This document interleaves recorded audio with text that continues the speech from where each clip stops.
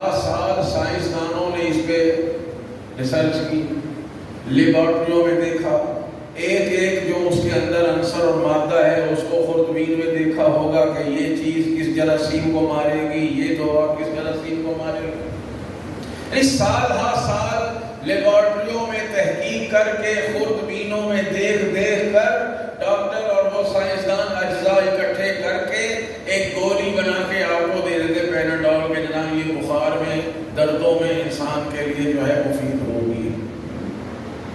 اب دیکھیں رسول خدا جس چیز کو کہتے ہیں حلال وہ حلال، جس چیز کو کہتے ہیں حرام وہ حرام۔ حلال کیوں حلال ہے؟ اس لیے کہ وہ انسانوں کے جسم اور روح کے لیے مفید ہے۔ حرام کیوں حرام ہے؟ اس لیے کہ انسان کے جسم اور روح کے لیے نقصان دہ ہے۔ اب میں عرض کروں کتنے پرندے ہواؤں میں ہیں جو حلال ہیں، کتنے پرندے ہواؤں میں ہیں جو حرام ہیں، کتنی مچھلیاں دریاؤں میں ہیں جو حلال ہیں، کتنی مچھلیاں دریاؤں میں ہیں جو حرام ہیں، کتنے چوپائے اور حیوان صحراؤں میں ہیں زمین پر ہیں جو حلال ہیں، کتنے چوپائے حیوان ایسے ہیں زمین پر جو انسانوں کے لیے حرام ہیں۔ ان کے علاوہ اور کتنی چیزیں ہیں جو حلال اور حرام ہیں۔ 1400 سال پہلے میرے نبی کے پاس کون سی لیبارٹری تھی، کون سے مائکروسکوپ تھے؟ توجہ چاہو، کون سی لیبارٹری سرکار دو عالم کے پاس تھی کہ جنہوں نے وہاں دیکھا ہوگا کہ بھئی یہ پرندہ اس میں یہ چیزیں ہیں جو انسان کے لیے حلال ہو سکتی ہیں، مفید ہو سکتی ہیں، اسے حلال کر دیں۔ کون کون سے اجزاء ان حیوانوں میں ایسے ہیں جو انسان کے جسم کے لیے نقصان دہ ہے، انہیں ہم حرام کر دیں۔ کوئی لیبارٹری نہیں تھی، کوئی سائنسدانی نظام نہیں تھا، یہ وہ علم الہی تھا جو پروردگار نے پیغمبر خاتم کو عطا فرمایا تھا کہ اب قیامت تک جسے میرے نبی نے حلال کر دیا کوئی سائنسدان اس میں نقصان دہ چیز تلاش نہیں کر سکتا، اور جس چیز کو نبی نے حرام کر دیا کوئی سائنسدان اس میں کوئی فائدہ تلاش نہیں کر سکتا۔ یہ وہ ارتباط ہے وحی الہی کے ساتھ کہ ما ينطق عن الهوى ان هو الا وحی یوحی۔ یہ وہ نبی ہے جو سوچتا بھی ہے تو وحی الہی کے تابع، جو بولتا بھی ہے تو وحی الہی کے تابع، جو کوئی کام بھی کرتا ہے تو وحی الہی کے تابع۔ اور پروردگار نے فرمایا علمک ما لم تکن تعلم، حبیب جتنا علم اس عالم امکان میں ممکن تھا وہ سارا علم ہم نے آپ کو دے دیا ہے۔ علمک ما لم تکن تعلم، ترجمہ میری ذمہ واری ہے کسی عربی دان کے پاس لے جائیں کہ جتنا علم کائنات میں دینا ممکن تھا، یعنی اس سے زیادہ علم دینا ممکن ہی نہیں تھا، تو وہ سارا علم پیغمبر خاتم کو عطا فرما دیا کہ اب قیامت تک دنیا کا جتنا بھی علم ترقی کرتا چلا جائے، جتنی بھی ٹیکنالوجی ترقی کرتی چلی جائے، قیامت تک کا دعویٰ ہے وہ سارا علم اور ٹیکنالوجی محمد کے علم سے ماتحت رہے گا، مافوق نہیں ہو سکتا۔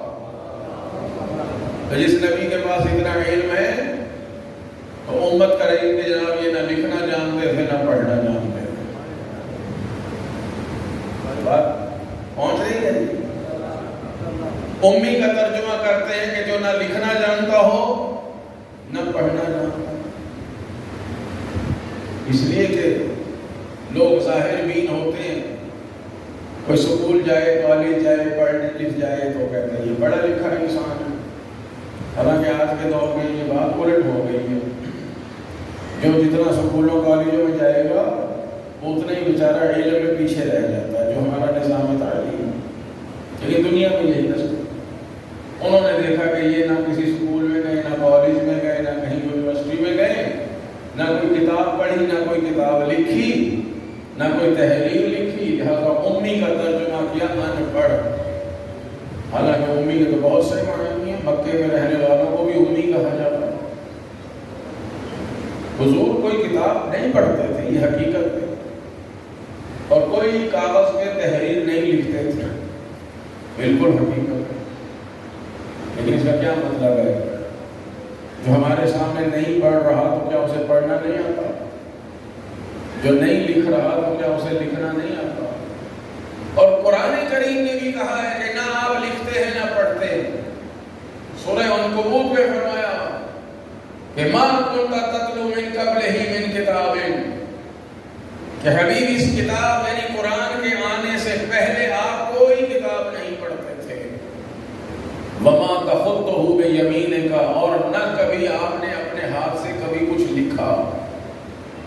قرآن کی آیت ہے کہ مَا كُنْتَ تَتْلُو مِن قَبْلِهِ مِن كِتَابٍ، من کتاب یعنی یہی قرآن، اس کتاب کے آنے سے پہلے آپ کچھ نہیں لکھتے تھے، نہیں پڑھتے تھے۔ وَمَا تَخُطُّهُ بِيَمِينِكَ، اور نہ کبھی اپنے ہاتھ سے کچھ لکھا۔ ایسا نہیں لکھتے اور لکھنا نہیں آتا، فرق ہے یا نہیں؟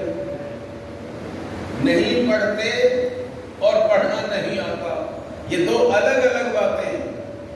خدا نے یہ نہیں کہا کہ آپ کو پڑھنا نہیں آتا یا لکھنا نہیں آتا، بلکہ فرمایا آپ نے قرآن سے پہلے کبھی کوئی کتاب نہیں پڑھی، حتیٰ کہ توریت اور زبور بھی نہیں پڑھی، اور کبھی نہیں لکھا، کچھ بھی نہیں لکھا، اپنا نام تک کبھی کاغذ پہ نہیں لکھا۔ کیوں نہیں پڑھا اور کیوں نہیں لکھا اس کی وجہ بھی قرآن نے بتائی۔ اِذًا لَارْتَابَ الْمُبْطِلُونَ، تاکہ باطل عقیدہ رکھنے والے یہ نہ کہیں کہ قرآن محمد نے لکھا ہے۔ قرآن کریم کی عظمت کو محفوظ رکھنے کے لیے کہ یہ قرآن کسی بشر کا بنایا ہوا کلام نہیں ہے، یہ ثابت کرنے کے لیے کہ قرآن اللہ کا کلام ہے۔ دیکھیے کوئی کتاب لکھتا ہے، کوئی عالم، کوئی فاضل، کوئی پروفیسر، کوئی ڈاکٹر، کوئی انجینئر کوئی کتاب لکھتا ہے، تو کیا وہ کتابیں پڑھے بغیر کتاب لکھ دیتا ہے؟ ایک چھوٹی سی کتاب بھی لکھنے کے لیے کئی کتابیں پڑھنی پڑتی ہیں، کئی کتابیں پڑھے گا، اس میں سے اپنے مطلب کی بات نوٹ کرے گا، اس کے بعد تحریر بنائے گا، تو جا کے کوئی چھوٹی موٹی کتاب بنتی ہے۔ رسول اللہ کو اللہ نے روکا، کوئی کتاب نہیں پڑھنی، توریت بھی نہیں، زبور بھی نہیں، انجیل بھی نہیں، کوئی صحیفے انبیاء کے ہوں ان کے سامنے وہ بھی نہیں پڑھنے، اور کچھ نہیں لکھنا اپنے ہاتھ سے، اپنا نام بھی نہیں لکھنا، محمد ابن عبداللہ بھی نہیں لکھنا، تاکہ باطل عقیدہ رکھنے والے کل کو یہ نہ کہیں اگر حضور سب کے سامنے کتابیں پڑھتے، اللہ کی کتابیں ہی پڑھتے، زبور توریت بھی پڑھتے، کسی کاغذ پہ کچھ تحریریں لکھا کرتے، تو باطل عقیدہ رکھنے والے، یہ کافر، یہ مشرک یہی کہتے، یہ کتابیں پڑھ پڑھ کے خود آیتیں بناتا ہے، صبح ہمیں آ کے سنا دیتا ہے اور کہتا ہے اللہ کی طرف سے کلام آیا ہے۔ یہ اللہ کا کلام نہیں ہے، یہ تو محمد مصطفیٰ نے خود ہی بنایا ہے۔ اللہ نے روکا تھا، حبیب آپ نے نہ کچھ پڑھنا ہے نہ کچھ لکھنا ہے، اس لیے کہ جب آپ پھر میری قرآن کی آیتیں سنائیں گے نا، پھر یہ خود اقرار کرنے پر مجبور ہو جائیں گے کہ ایسا معجزانہ کلام کسی بشر کا نہیں ہو سکتا، یہ کلام ہے تو فقط خالق بشر کا کلام ہے۔ اور دیکھ لیں ایسے ہی ہوا ہے۔ مکے میں جہالت نہیں تھی، جاہلیت تھی، جہالت نہیں تھی، یعنی ایمان نہیں تھا، لوگ پڑھے لکھے تھے، عربی فن اور ادب عروج پہ تھا، ایک ایک بکریاں چلانے والے کو 10-10 ہزار بند اشعار کے زبانی یاد ہوتے تھے، اور اس وقت علم و ادب یہی شاعری ہوتی تھی۔ عرب کو شاعری پہ ناز تھا، ہر عرب شاعر، مگر اللہ نے پیغمبر کو شاعری سکھائی، فرمایا کہ وَمَا عَلَّمْنَاهُ الشِّعْرَ وَمَا يَنبَغِي لَهُ، ہم نے اپنے نبی کو شاعری نہیں سکھائی اور انہیں شاعری کی ضرورت بھی نہیں، شاعری نہیں سکھائی۔ حضور شعر بھی نہیں کہتے تھے کہ کل کو کوئی یہ نہ کہے یہ قرآن شاعری ہے، قرآن شاعری بھی نہیں، کتابیں بھی نہیں پڑھتے تھے، کوئی یہ نہ کہے محمد نے لکھا ہے، مگر شاعری عروج پہ تھی۔ سارا سال عرب کے فصحاء، بلغاء، شاعر، شعراء، استاد شاعر پورا سال محنت کر کے قصیدے لکھتے تھے، 200 بند کے اشعار، 250 بند کے اشعار، اور آپ سلسلے ہوتے ہیں. پھر حج کے ایام میں سنایا جاتا تھا. جج بیٹھتے تھے فیصلہ کرنے کے لیے. جس کا کلام سب سے اعلیٰ و ارفع ہوتا تھا اس کو فرسٹ پرائز ملتا تھا کہ یہ شاعری، یہ کلام خانہ کعبہ کی دیوار پہ لکھ کے لٹکا دیا جائے. سب سے بڑا آنر تھا کہ قرآن، اس کی شاعری خانہ کعبہ کی دیوار پہ لٹکا دی جائے. امرؤ القیس جیسے شاعر، سبع معلقہ کے بڑے بڑے شاعر، اور جہاں 250 اور 200 بند کے قصیدے لکھے ہوئے ہوں، ان کے مقابلے میں سرکار دو عالم نے فرمایا علی قرآن کی ایک سورت لکھ کے تم بھی لٹکا دو. قرآن کریم کی ایک سورت لکھ کر تم بھی لٹکا دو خانہ کعبہ کی دیوار پر. اور یہ نہیں بتایا کہ کون سا سورہ لکھنا ہے. اسی کو نفس رسول کہا جاتا ہے کہ رسول بس کہہ دے کیا کرنا ہے، کیا کرنا ہے اور کیسے کرنا ہے. تفصیلات بتانے کی ضرورت نہیں ہے، کیونکہ یہاں ذات اور نفس میں یگانگت پائی جاتی ہے.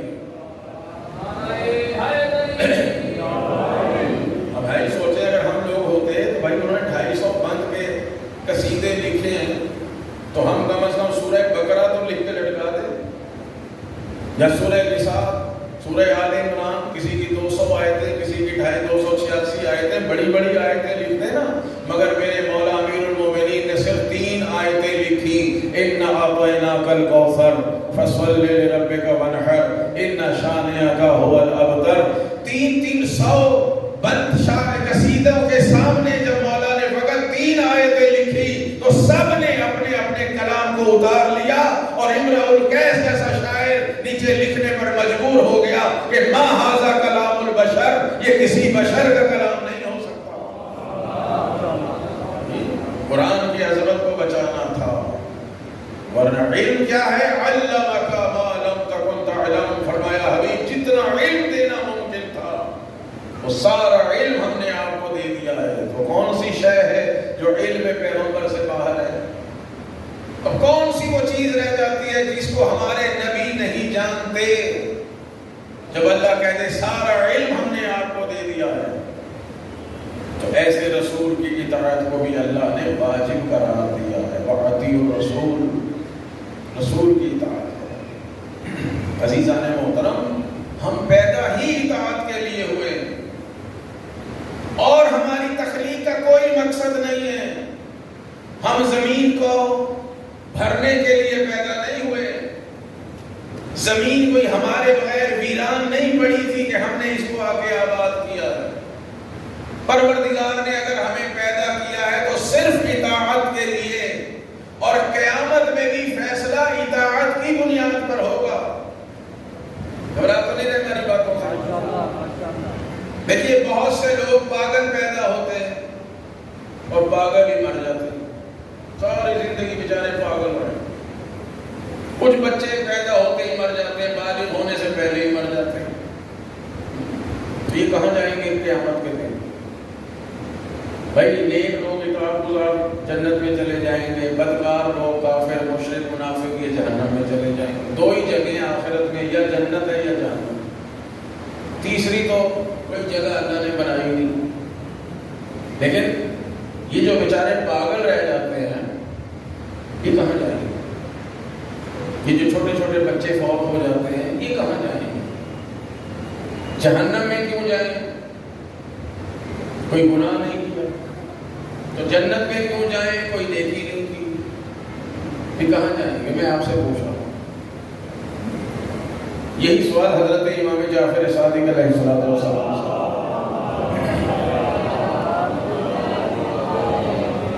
اور خدا کی قسم کوئی جواب نہ دے سکتا اگر قرآن کے ساتھ اہل بیت نہ ہوتے. قرآن میں کہاں لکھا ہے یہ پاگل کہاں جائیں گے؟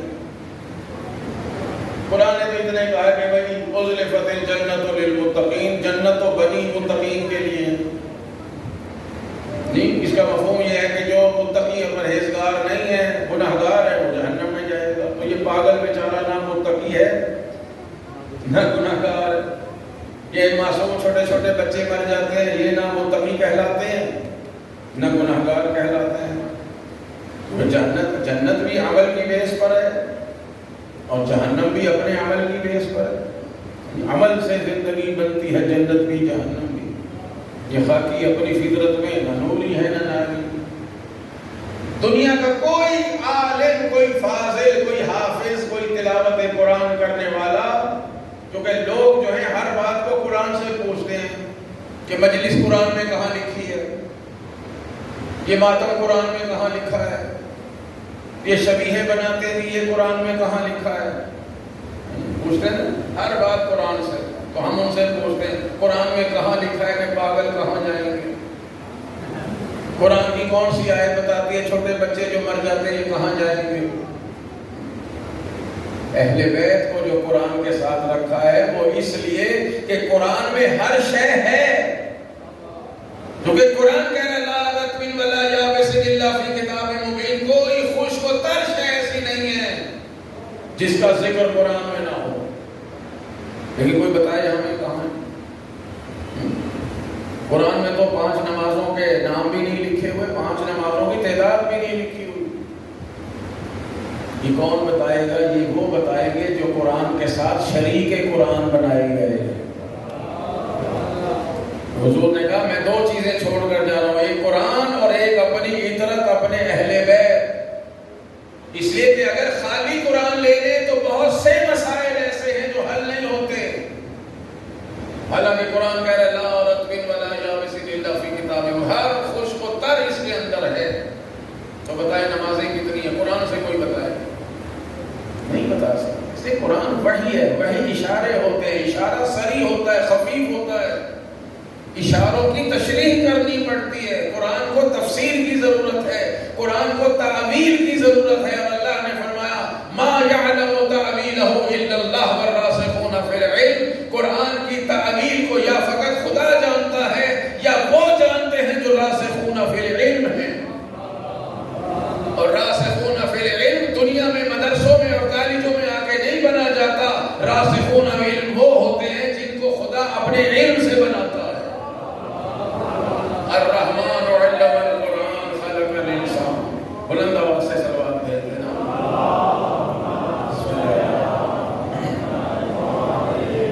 الرحمن علم القرآن خلق الانسان، رحمان وہ ہے جس نے علم سے انسان کو خلق کیا ہے۔ تو کون سے انسان ہے جنہیں اللہ نے اپنے علم سے خلق کیا ہے؟ ہمارے بارے تو فرماتا ہے اللہ اخرجکم من بطون امہاتکم لا تعلمون شیئا، تمہیں جب ماؤں سے پیدا کیا تم تو کچھ بھی نہیں جانتے تھے۔ وہ ہستیاں کون ہیں جنہیں اللہ کہہ رہے اور فخر کر رہے الرحمن علم القرآن خلق الانسان؟ یقیناً وہ وہی ہیں جو راسخون فی العلم ہیں۔ اور نہج البلاغہ میں امیر المومنین فرماتے ہیں کہاں ہیں وہ لوگ جو یہ گمان کرتے ہیں کہ وہ راسخون فی العلم ہیں، ہم آل محمد نہیں؟ خدا کی قسم وہ جھوٹ بولتے ہیں، وہ ہمارے خلاف بغاوت کرتے ہیں۔ اللہ نے ہم آل محمد کو راسخون فی العلم بنایا، اللہ نے ہمیں اپنے علم کے خزانوں میں داخل کیا اور ہمارے دشمنوں کو علم سے خارج کیا ہے۔ یہ راسخون فی العلم محمد اور آل محمد علیہ السلام کی ذوات مقدسہ ہیں کہ اگر یہ نہ ہوتے تو قرآن کی تشریح و تعویل ممکن نہیں تھی۔ تو چھٹے آقا سے پوچھا مولا یہ پاگل کہاں جائیں گے؟ یہ بچے چھوٹے چھوٹے یہ کہاں جائیں گے؟ آپ نے فرمایا اطاعت پہ فیصلہ ہوگا۔ توجہ چاہتے ہیں کہ اطاعت بہت اہم ہے عزیزان محترم، جوانوں سے اطاعت پہ فیصلہ ہوگا۔ اچھا قیامت کو یوم کمال بھی کہا جاتا ہے کہ ہر بندہ کامل ہو جائے گا، جو دنیا میں ناقص تھا وہاں کامل ہو جائے گا۔ خدا نہ خواستہ کوئی نابینا ہے آنکھوں سے تو وہاں دیکھنے والا ہو جائے گا۔ یہاں کانوں سے کہہ رہا ہے قیامت میں بالکل سب آوازیں سنے گا۔ یہاں چل نہیں سکتا وہاں اچھی طرح دوڑے گا، بھاگے گا۔ یہاں مثلا بیمار تھا وہاں صحت مند اٹھے گا، بالکل کوئی بیماری ہو قیامت کے دن صحت یاب اٹھے گا۔ اسی طرح یہاں پاگل تھا وہاں عقل مند اٹھے گا، یہاں نابالغ تھا وہاں بالغ اٹھے گا۔ تو جو دنیا میں پاگل تھے چھٹے امام فرما رہے ہیں جو بچے تھے اللہ تعالیٰ ان کو ایک جگہ جمع کرے گا۔ تو یہ عاقل بھی ہیں اور بالغ بھی۔ ارشاد الہی ہوگا جہنم میں چلے جاؤ، نہیں سب کو کہے گا یہاں پاگل تھے، بچے تھے، اب وہاں عقل مند ہو گئے اور جوان ہو گئے. پروردگار فرمائے گا جہنم میں جاؤ. امام فرماتے ہیں کچھ خاموشی سے چل پڑیں گے اور کچھ اکڑ جائیں گے. یا اللہ کیوں جہنم میں جائیں؟ ہم نے دنیا میں کیا کیا تھا؟ ہم نے کون سے گناہ کیے تھے جو جہنم میں جائیں؟ پروردگار فرمائے گا فیصلہ ہو گیا. یہ اے جبرائیل، یہ جو جہنم کی طرف چل پڑے ہیں انہیں جنت کی طرف بھیج دو، اور جو اکڑ کے کھڑے ہو گئے انہیں جہنم میں ڈال دو. اس لیے کہ اگر وہ جہنم کی طرف جو میرا حکم سن کے چل پڑے، انہوں نے یہاں اطاعت کی، یہ دنیا میں بھی اطاعت کرتے. اور جو اکڑ کے کھڑے یہاں کھڑے ہو گئے، یہ دنیا میں بھی اکڑے رہتے، اطاعت نہ کرتے. تو سارے فیصلے میرے بھائیوں، میرے بچوں، اطاعت پر ہونے ہیں. ہم بنائے اطاعت کے لیے گئے. اطاعت کے بغیر نظام نہیں چلتا. اولاد اگر والد کی اطاعت نہ کرے گھر نہیں چلے گا. بیوی اگر شوہر کی اطاعت نہ کرے گھر آباد نہیں رہ سکتا. شاگرد اگر استاد کی اطاعت نہ کرے علم حاصل نہیں کر سکتا. انسان، ساری مخلوق اگر اپنے اللہ اور رسول کی اطاعت نہ کرے تو جنت میں نہیں جا سکتی. تو ہم اطاعت کے لیے بنائے گئے. اور میں نے عرض کیا سب سے پہلے اللہ کی اطاعت واجب ہے. اور اس کا طریقہ کیا بتایا؟ میرے رسول کی اطاعت کرو. میں یطع الرسول فقد اطاع اللہ. جس نے رسول کی اطاعت کی اس نے خدا کی. یا اللہ رسول کی اطاعت اس وقت تک ہو سکتی ہے جب ہم رسول کو دیکھ رہے ہیں، کیونکہ اطاعت میں دیکھنا شرط ہے. تو رسول اللہ تو ایک خاص وقت تک دنیا میں رہیں گے، تو رسول کی اطاعت ہم کیسے کر سکتے ہیں؟ تو بلا فصل فرمایا وَأُولِي الْأَمْرِ مِنْكُمْ. دیکھیے اللہ کی اطاعت اور رسول کی اطاعت میں فصل ہے. اطیعوا کا لفظ دوبارہ آیا ہے، لیکن اولی الامر کے ساتھ لفظ اطیعوا دوبارہ نہیں آیا. اطیعوا الرسول وَأُولِي الْأَمْرِ مِنْكُمْ، یعنی رسول اور اولی الامر بلا فصل ہوں گے، اور ان کی اطاعت ویسی ہوگی جیسے رسول کی.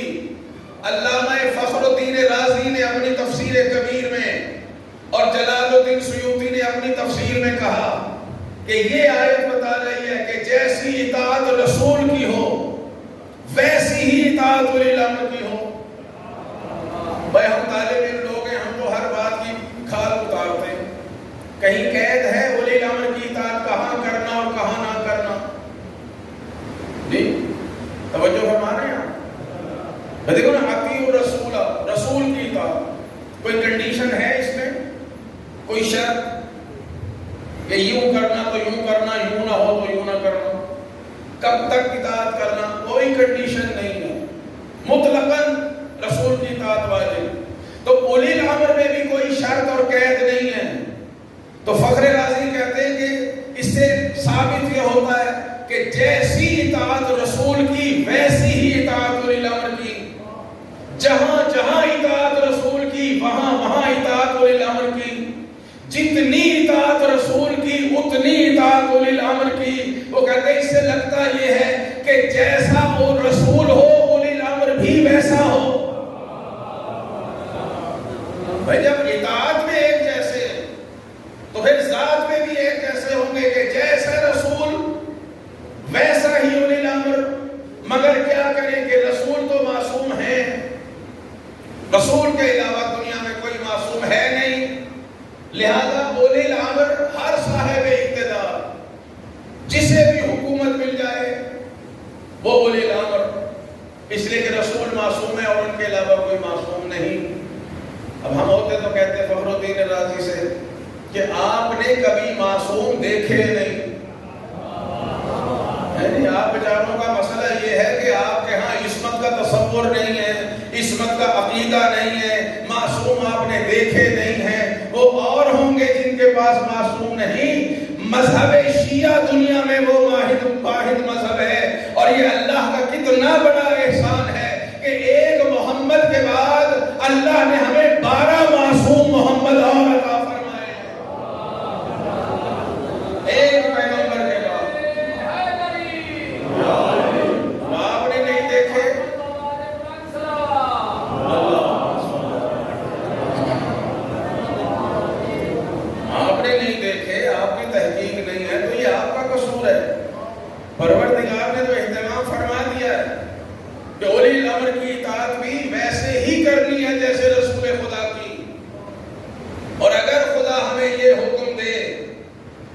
کہ ہر صاحب اقتدار کی اطاعت کرو، تو پھر معاف کیجیے گا خدا بند عالم کے عادل ہونے پر سوال اٹھے گا۔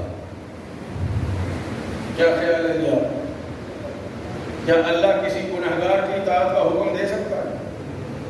صاحبان اقتدار ہم کہیں بھی نہیں جاتے، اپنے دور میں ہی دیکھ لیتے ہیں۔ جن کو اقتدار مل رہا ہے، ملتا رہا ہے، ان کا کردار سب کے سامنے، ان میں کوئی ایک دکھا دیں ایسا ہو جس کے پیچھے آپ نماز پڑھنے کو تیار ہو۔ کیا خیال ہے؟ پڑھ لیں گے آپ؟ جو موجودہ وزیر اعظم ہیں، جو ان سے پہلے تھے، ان کے پیچھے پڑھ لیں گے آپ نماز؟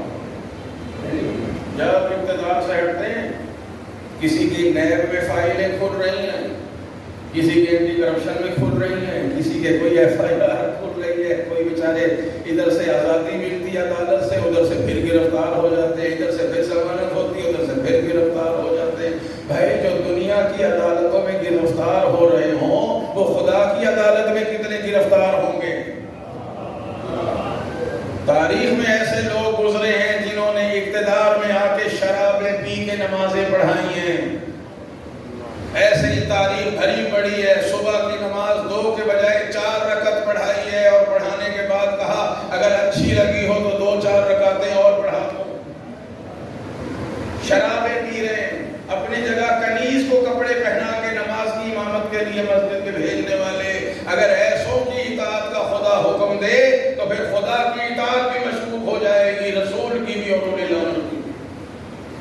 یہ ممکن نہیں ہے کہ خدا بند عالم کسی انسان کو، ہمارے جیسے گنہگاروں کو کہے کہ اپنے جیسے کسی گنہگار کی اطاعت کر لو، ممکن نہیں ہے، عدل الہی کے برخلاف ہے۔ خدا جس کی بھی اطاعت کا حکم دے گا وہ معصوم ہو سکتا ہے، غیر معصوم نہیں ہو سکتا۔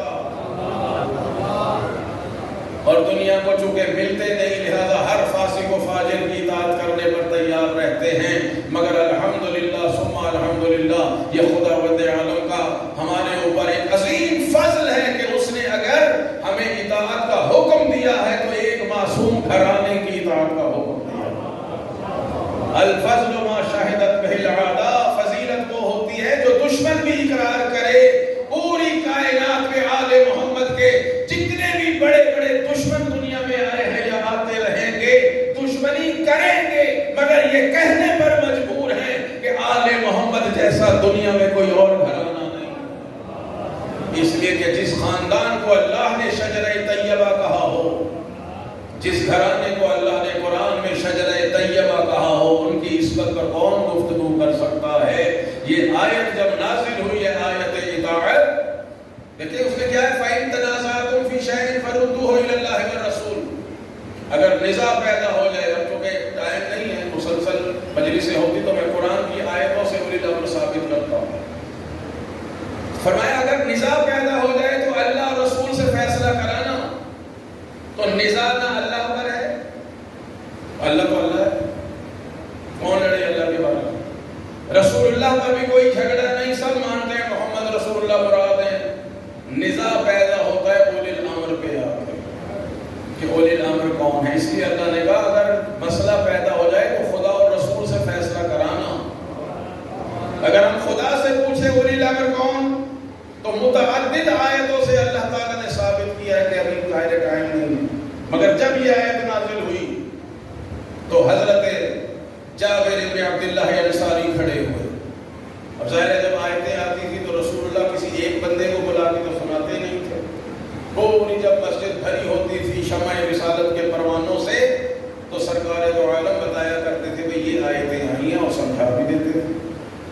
تو حضرت جابر کھڑے ہوئے اور کھڑے ہو کے عرض کیا یا رسول اللہ، اللہ کی اطاعت واجب؟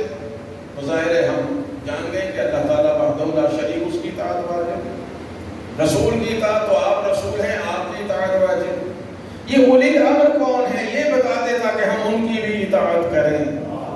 اہل سنت کی متعدد کتابوں میں یہ روایت موجود ہے کہ سرکار دو عالم نے پھر فرمایا اولہم علی بن ابی طالب، ثانیہم حسن بن علی، ثالثہم حسین بن علی، رابعہم علی بن الحسین، خامسہم محمد بن علی۔ جب پانچویں آقا کے نام پر پہنچے کہ پانچویں محمد ابن علی باقر ہوں گے تو رک کے فرمایا جابر تم میرے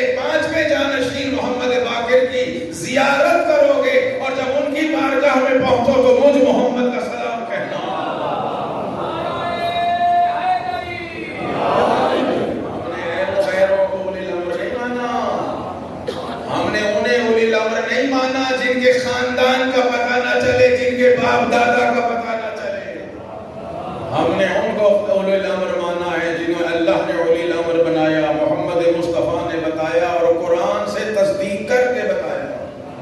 جو وحی کے بغیر نہیں بولتا وہ نبی بتا رہا ہے۔ اور ایسے عظیم امام ہیں، فرمایا محمد باقر کو ملو تو میرا سلام کہنا۔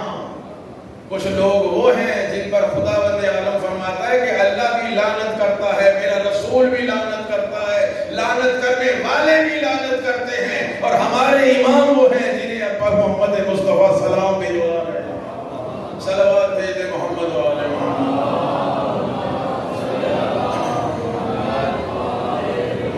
اور پھر سرکار حضرت حجت تک رسول خدا نے 12 اماموں کے نام بمائے بلدیت بتائے ہیں۔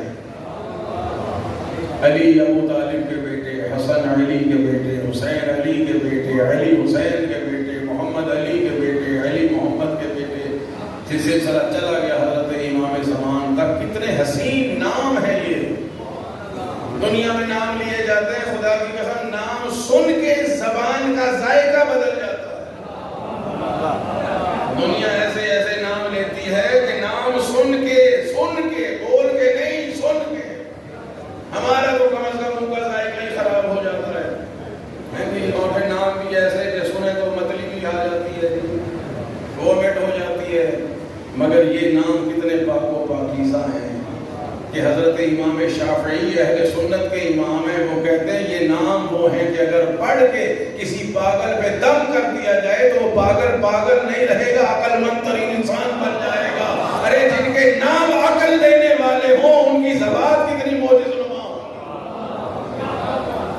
یہ وہ ہیں، ایک نام علی ایسا ہے، امیر المومنین کا نام ایسا ہے، خدا کی قسم اگر انسان ساری زندگی علی علی کرتا رہے دل نہیں بھرنے پاتا۔ جتنی دفعہ مولا کا نام زبان پہ آتا ہے ایک نئی تاثیر پیدا ہو جاتی ہے، ایک نیا لطف پیدا ہو جاتا ہے۔ اس لیے کہ یہ اولی الامر ہیں، یہ صاحبان امر ہیں، یہ اللہ کا امر وصول کرتے ہیں زمین پر بیٹھ کر۔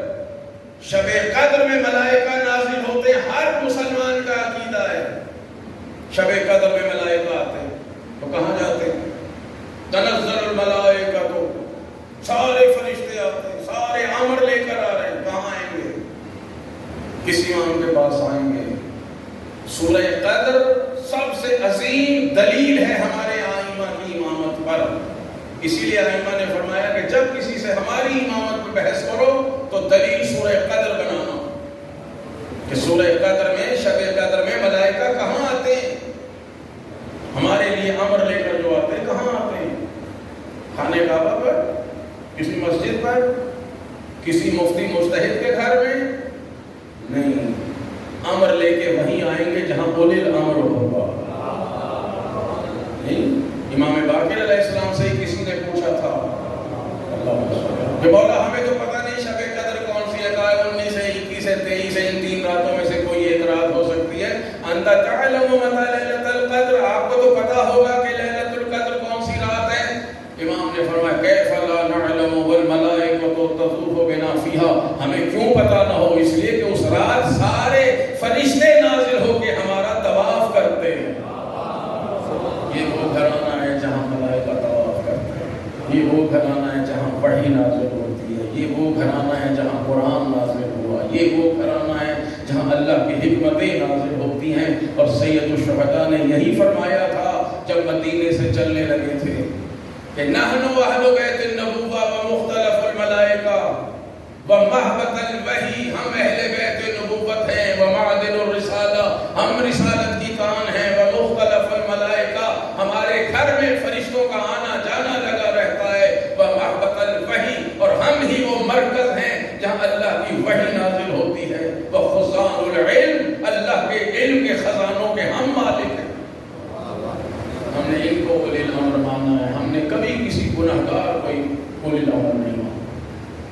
ہمارا عقیدہ عصمت اور یہی ہے کہ اللہ کی ولایت بھی اسی گھرانے میں ہے، اللہ کی خلافت بھی اسی گھرانے میں ہے، اللہ کی طرف سے امامت بھی اسی گھرانے میں ہے، اور اللہ کی طرف سے اطاعت بھی اسی گھرانے کی واجب ہے۔ اور انشاءاللہ ہر شیعہ، ہر مومن وہ شیعہ اور مومن بنتا ہی تب ہے کہ جب اللہ کی اطاعت بھی کرے، رسول کی اطاعت بھی کرے اور امام وقت کی اطاعت بھی کرے۔ اور یہ کوئی الگ الگ اطاعتیں نہیں ہیں کہ بندہ پریشان ہو جائے جی کہاں کہاں جائیں جی، ادھر جائیں پہلے اللہ کی اطاعت کریں، پھر ادھر آئیں رسول کی اطاعت کریں، پھر وہاں جائیں امام کی اطاعت کریں۔ نہیں، ایک ہی اطاعت ہے۔ جو علی کی اطاعت کر رہا ہے وہی رسول کی اطاعت کر رہا ہے، وہی خدا کی اطاعت کر رہا ہے۔ اس زمانے میں جو حضرت حجت کی اطاعت کر رہا ہے وہ 12 اماموں کی اطاعت کر رہا ہے، وہی رسول خدا کی اطاعت کر رہا ہے، وہی در حقیقت اللہ کی اطاعت کر رہا ہے۔ بس عزیزان محترم، یہی وہ گھرانہ ہے کہ جن کی اطاعت کو، جن کی امامت کو، جن کی خلافت کو اللہ تعالیٰ نے ہمارے اوپر نازل کرا ہے، اور انہوں نے ہماری ہدایت کا ذمہ لیا ہوا ہے۔ سید الشہداء نے جب مدینہ چھوڑا تھا تو آپ نے بتایا تھا کہ میرا مقصد کوئی حکومت حاصل کرنا نہیں ہے، اور قدم قدم پہ بتایا، ہزاروں لوگ امام کے ساتھ آئے، ہزاروں لوگ۔ مکے سے حج کے بعد لوگ چوک در چوک گھوڑے دوڑاتے ہوئے گئے ہیں کہ ہم فرزند رسول کے پیچھے جائیں، ان کے ساتھ جائیں۔ یعنی امام بھی آہستہ آہستہ سفر کر رہے تھے۔ امام جانتے تھے کہ لوگ آئیں گے، جو ہم سے تھوڑی سی بھی نسبت رکھتا ہے وہ حج کے بعد میرے پیچھے آئے گا۔ لہٰذا امام بہت آہستہ آہستہ شروع میں رکتے جاتے، سفر کرتے تھے، رک جاتے تھے کہ لوگ آئیں۔ لوگوں کے آنے کا مقصد یہ کہ مقصد حسین سے آبا ہوں۔ مدینے سے چلے مکے تک اور مکے سے چلے ہیں کربلا تک، ہر مقام پہ امام نے یہی فرمایا کہ میں کسی حکومت کے حصول کے لیے نہیں جا رہا، ہماری منزل تخت حکومت نہیں ہے، کوئی خزانہ ملنے والا نہیں ہے، میرا راستہ تو شہادت کا راستہ ہے۔ ہمارے راستے میں تو جان قربان کرنا ہوگی، یہاں تو ہاتھ اور پاؤں کٹیں گے، یہاں گردنیں کٹیں گی، یہاں خون بہایا جائے گا۔ جو جان قربان کر سکتا ہے وہ میرے ساتھ آئے، اس لیے کہ یہ شہادت کا راستہ۔ بس عزیزو، آج 40ویں کی مجلس ہے، آج اربعین ہے، بیویاں آزاد ہوئیں، یزید مجبور ہوا ہے آزاد کرنے کا، مکمل ایک تاریخ ہے، آپ خود مطالعہ کریں، کتابوں میں پڑھیں۔ مجبور ہوا ہے یزید آزاد کرنے پر، اور کہا فرزند رسول امام زین العابدین سے کہا میں آپ کو آزاد کرتا ہوں، جہاں جی چاہیں آپ چلے جائیں، مدینے جانا چاہیں، یہاں رہنا چاہیں، کربلا جانا چاہیں۔ امام زین العابدین نے فرمایا میرے قافلے کی سالار پھوپھی زینب ہے، میں فیصلہ نہیں کر سکتا، میری پھوپھی فیصلہ کریں گی، اگر انہوں نے آزادی قبول کی تو ہم آزادی قبول کریں گے، اور اگر انہوں نے آزادی قبول نہ کی تو یہیں گھٹ گھٹ کے مر جائیں گے، قید خانے سے باہر نہیں آئیں۔ بس 2 جملے ہیں کہ شبیہ ذوالجناح برآمد ہو اور آپ نے پوسا دینا، 2 جملے فرق۔ کہا آپ اپنی پھوپھی سے مشورہ کیجئے۔ امام آئے تھے پھوپھی زینب کے پاس، بی بی نے فرمایا میری 3 شرطیں ہیں، اگر وہ شرط قبول کر لے تو میں آزادی قبول کروں گی۔ اور عزیزانو، یہی جناب زینب اور سید الشہداء کی فتح ہے، ہمیشہ شرطیں وہ رکھا کرتے ہیں جو فاتح ہوتے ہیں۔ بی بی زینب نے شرطیں رکھی اور یزید ماننے پر مجبور ہوا۔ امام جناب زینب نے فرمایا بیٹا انہیں جا کے کہو شہداء کے سر واپس کیے جائیں، جن سروں کو لوگ انتظار پہ اٹھا کے لائے ہو وہ سر ہمارے شہداء کے واپس کرے، ہم کربلا جا کے ان کی قبروں کے ساتھ ان کو سپرد خاک کریں۔ جتنا مال لوٹا تھا کربلا میں وہ سارا مال ہمیں واپس کیا جائے، اور میں اپنے بھائی کا ماتم نہیں کر سکی، مجھے شام میں ایک گھر دیا جائے جہاں ہم بیٹھ کے اپنے شہداء کے ماتم کریں۔ بی بی چاہتی تھی عزاداری ہو تاکہ شام کے لوگوں کو پتہ چلے کربلا میں ہم پر کیا کیا مصیبتیں ہوئی۔ یزید نے کہا سارے سر واپس کرتا ہوں، مال جو لوٹا گیا تھا جتنا مل جائے گا وہ واپس کروں گا، جو نہیں ملتا اس کی قیمت لے لیں۔ امام نے فرمایا اہل بیت کے مال کی کوئی قیمت نہیں ہوتی، یہ حساب پھر قیامت کے دن ہوگا۔ بیویوں کو ایک گھر مل گیا، شہزادیاں وہاں بیٹھتی، شہداء کے سر آئے، اکبر کی ماں اکبر کے سر کو لیے بیٹھی، اصغر کی ماں نے اصغر کا سر، قاسم کی ماں نے قاسم کا سر، جناب رقیہ اپنے بیٹوں کے سر لے کے بیٹھی، اور سیدہ زینب اپنے ان کو بتایا جاتا ہے کہ کربلا میں کیا کیا ظلم و ستم ہوئے. عزادار و شام کی عورتوں نے دیکھا ہر شہید کا سر کسی نہ کسی بیوی نے لیا ہوا ہے. تشت میں 2 چھوٹے چھوٹے سر پڑے ہوئے ہیں. شام کی عورتوں نے کہا بی بی زینب سے شہزادی کیا ان بچوں کی ماں یہاں موجود نہیں؟ اگر ان بچوں کی ماں نہیں ہے تو یہ سر ہمیں دے دیں, ہم ان پر ماتم کر لیں. بیوی نے رو کے فرمایا ان بچوں کی ماں میں دفیہ زینب ہوں, مگر میں نے عہد کیا ہے اپنے بچوں کا ماتم نہیں کروں گی, جب تک زندہ رہوں گی اپنے بھائی حسین کا ماتم کروں. جزاکم ربکم, خدا آپ کو سوائے غم حسین کسی غم میں نہ لائے. بہت عرصہ گزر گیا تھا. بیوی چاہتی تھی کہ اپنے بھائی کی قبر کی زیارت کریں. جب چلنے لگی فرمایا سجاد ہم یہاں سے پہلے کربلا جائیں. میں اپنے بھائی کا لاشا بے گور و کفن چھوڑ کے آئی تھی. میں شہداء کے بدن اطہر کربلا کی گرم ریت پر چھوڑ کے آئی تھی. میں دیکھنا چاہتی ہوں میرے بھائی کی قبر کیسے بنی ہوگی. بس بیویاں کربلا کی طرف روانہ ہوئی. عزادارو 20 سفر تھی. 1 سال کے بعد جناب زینب والد کربلا ہوئی. خدا کی قسم تاریخ کہتی ہے ہر بیوی اپنے اپنے شہید کی قبر کی طرف گئی, مگر علی کی بیٹی حسین کی قبر کی طرف اس طرح گئی جیسے پانی زمین پر بہتا چلا جاتا ہے. جناب زینب نے جا کے اور جتنے دن کربلا میں رہی اپنے بھائی حسین کی قبر کو سینے سے لگائے رکھا. میں عرض کروں بی بی زینب آج تو آپ قبر بنی ہوئی دیکھ رہی ہیں, مگر وہ روز عاشور تھا جب در خیمہ سے آپ دیکھ رہی تھی کہ میرا بھائی جب وہ تنہا رہ گیا اور آپ نے آواز بلند کی ہے عمر بن سعد اللہ تیری نسل کو برباد کرے, تو دیکھ رہا ہے اور نبی کا نواسا اکیلا مارا جا رہا ہے. اے بی بی زینب وہ منظر آپ کیسے بھولیں گی جب اکیلے آقا حسین 3 دن کے پیاسے حسین, صبح سے جنازے اٹھانے والے حسین, جن کا بدن سر سے پاؤں تک زخمی تھا وہ حسین, جن کے تن پہ اتنے تیر لگ چکے تھے کہ جب گھوڑے سے گرے تو بہت دیر تک آقا نہ زین پر تھے نہ زمین پر تھے. اے بی بی آپ کو بھائی نظر نہیں آ رہا تھا. اچانک زمین کربلا میں زلزلہ اٹھا, ایک آواز بلند ہوئی تو آپ نے فرمایا سجاد بیٹا ذرا اٹھ کے مجھے بتائے میرے بھائی مجھے نظر نہیں آ رہے. امام نے فرمایا تھا بھوپی اماں ذرا خیمے کا پردہ اٹھائیے. اب جو امام نے اٹھ کے منظر دیکھا خدا کسی بیٹے کو وہ منظر نہ دکھائے. امام نے روتے ہوئے فرمایا السلام علیہ یا ابا عبداللہ حسین. اے بھوپی اماں دیکھئے میرے بابا کا سر ڈھو کے نیزہ بلند ہو گیا. ابھی بیویاں بیٹھی تھی کہ در خیمہ پر زلجنا کا گھوڑا آیا. بیوی سکینہ سمجھی میرے بابا آ گئے ہوں گے. شہزادی جلدی سے گئی اور جا کے گھوڑے سے لپٹ گئی. جب آقا چلے تھے تب بھی سکینہ لپٹ گئی تھی کہ گھوڑے میرے بابا کو نہ لے جا.